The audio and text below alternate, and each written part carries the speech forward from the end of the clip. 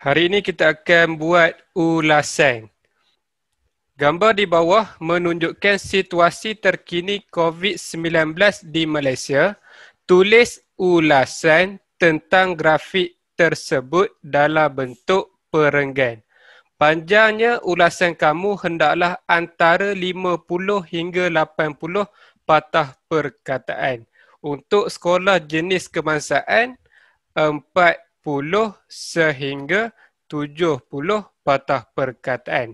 50 hingga 80 patah perkataan untuk sekolah kebangsaan. Sekarang kita tengok grafik tersebut. Situasi terkini COVID-19 di Malaysia yang ini diambil pada 28 Mac 2020, 5 petang.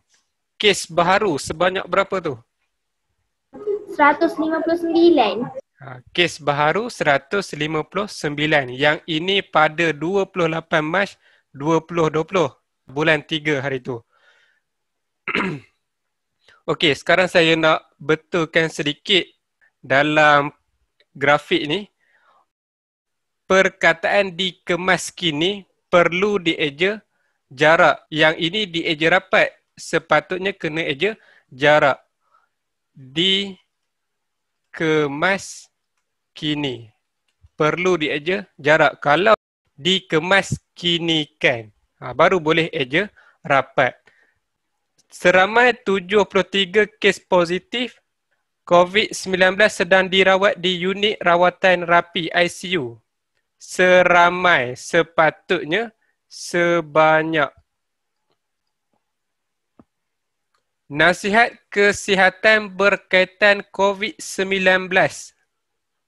Sepatutnya berkaitan dengan COVID-19. Menasihatkan orang. Sepatutnya menasihati orang ramai.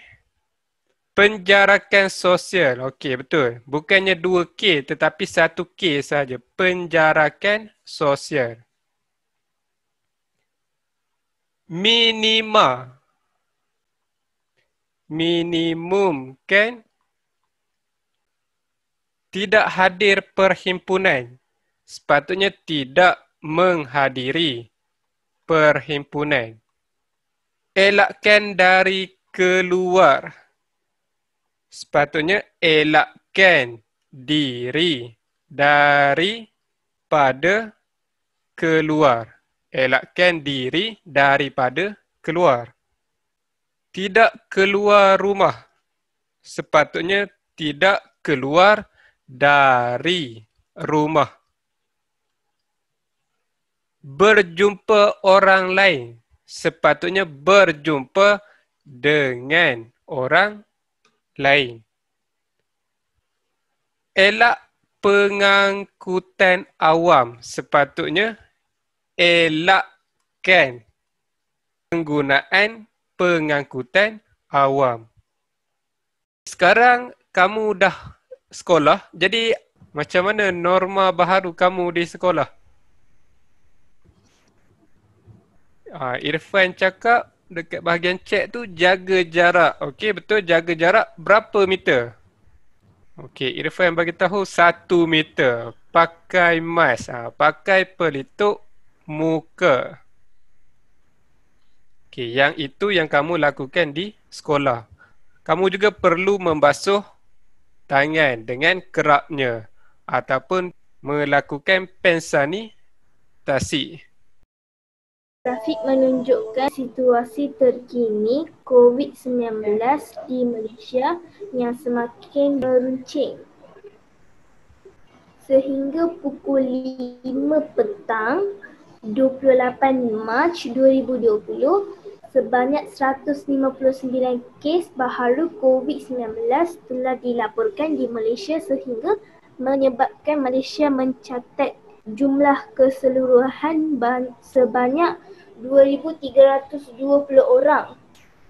Selain Malaysia, negara lain turut terkesan akibat pandemik ini. Kementerian Kesihatan Malaysia KKM menasihati rakyat supaya berada di rumah sepanjang penguatkuasaan Perintah Kawalan Pergerakan.